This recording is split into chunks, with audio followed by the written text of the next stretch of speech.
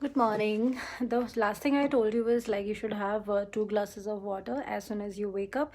The next thing you should do to your body is have your breakfast within half an hour of waking up, because if you give a very long gap, your body sends your brain sends signal to your body that your body is in danger, and so whatever next meal you eat is stored as a fat, which we don't want. So if you don't want to put on weight, you should finish having your breakfast within half an hour of waking up.